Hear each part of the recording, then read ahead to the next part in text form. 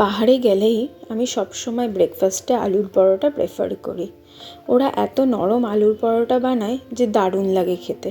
একদিন আমিও বাড়িতে ট্রাই করলাম, একদম ওরকমই হলো। আজ আমি সেই রেসিপিটাই আপনাদের সাথে শেয়ার করব, দারুণ দারুণ টিপস সহ।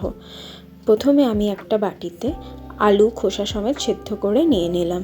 হালকা গরম থাকা অবস্থায় আলুর খোসাটা আমি ছাড়িয়ে নেব। আলুর খোসা ছাড়ানো হয়ে গেলে একটা স্ম্যাশার দিয়ে আলুটাকে ভালো করে স্ম্যাশ করে নিতে হবে।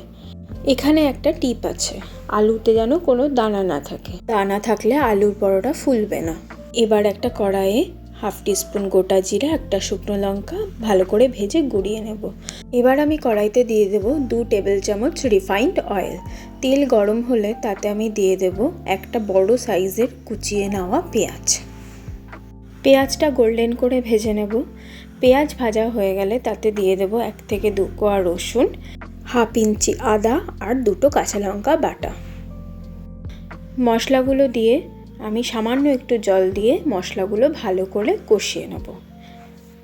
মশলা কষতে কষতে আমি এর মধ্যে দিয়ে দেব স্বাদ মতো লবণ, সামান্য একটু বিট লবণ আর হলুদ গুঁড়ো।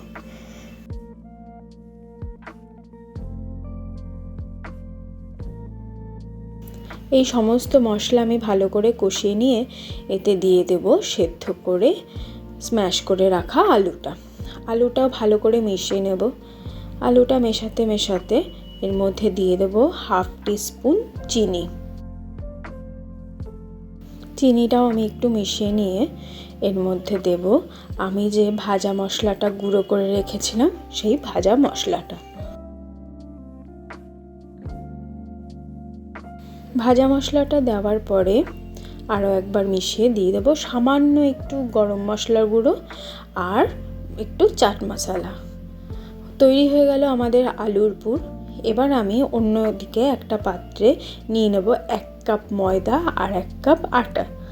দিয়ে দেবো পরিমাণ মতো চিনি, লবণ, শুকনো উপকরণগুলো একটু ভালো করে মিশিয়ে নেব। মিশিয়ে নেওয়া হয়ে গেলে দিয়ে দেব 2 টেবিল চামচ রিফাইন্ড অয়েল।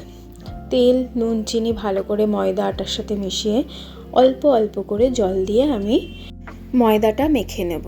এখানে আরও একটা টিপ, আমি এই ময়দাটা নরম করে মাখবো, লুচি বা পরোটার মতো শক্ত করে নয়, তবেই আলুর পরোটা নরম তুলতুলে হবে। হাতে একটু তেল নিয়ে আবারও আমি ভালো করে এটা মেখে নেব। মাখা হয়ে গেলে আমি এটা আধ ঘন্টার জন্য ঢাকা দিয়ে রেখে দেব। এখানে আমি 3টে পরোটা করার মতো আটা ময়দা মেখেছি।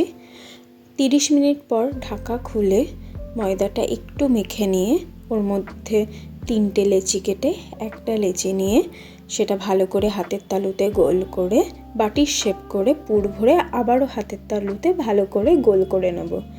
এবার আমি চাকিতে একটু ময়দা ছড়িয়ে নিয়ে যে পুর ভরা ময়দাটা রেডি করেছি সেইটা দিয়ে হাতের চাপে যতটা সম্ভব হবে বড় করব, যাতে ভেতরের পুরটা ভালো মতো ছড়িয়ে যায়। এরপর আমি একটা বেলনের সাহায্যে পরোটাটা বেলে নেব। পরোটাটা একটু সাবধানে বেলতে হবে যাতে পুর বেরিয়ে না যায়। পরোটা আমার বেলা হয়ে গেছে। অন্যদিকে আমি গ্যাসে একটা তাওয়া গরম করে নিয়ে পরোটাটা দিয়ে দিলাম। পরোটার এক পিঠ সেঁকে অন্য পিঠ উল্টে দিলাম। যখন পরোটাটা সামান্য একটু ফুলে আসছে তখন আমি একটা ব্রাশের সাহায্যে ঘি মাখিয়ে নিলাম। ঘি মাখানো হয়ে গেলে আমি এই পিঠটা আবার উল্টে দেব, দিয়ে ওই পিঠেও আমি একইভাবে ঘি মাখিয়ে নেব। চাইলে আপনারা এটা রিফাইন্ড অয়েলেও করতে পারেন। দেখুন পরোটাটা কেমন বলের মতো ফুলে যাচ্ছে। এইভাবে আমরা এপিঠ ওপিঠ ভালো করে ভেজে নেব। তৈরি হয়ে গেল আমাদের নরম তুলতুলে আলুর পরোটা।